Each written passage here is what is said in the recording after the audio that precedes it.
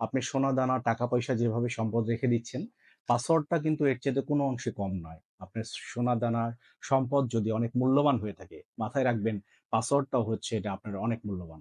আপনারা হয়তোবা এর প্রেক্ষিতে অনেকেই বলতে চাচ্ছেন যে বলতে পারেন যে, "এমন পাসওয়ার্ড দিচ্ছি আমরা তো নিজেরাই মনে রাখতে পারি না। এই কারণে লিখে রাখি অথবা কোথাও দিয়ে রাখি অথবা অন্য আরেকজনকে বলে রাখি।" আপনারা একটা সহজভাবে একটা জিনিস মাথায় রাখবেন।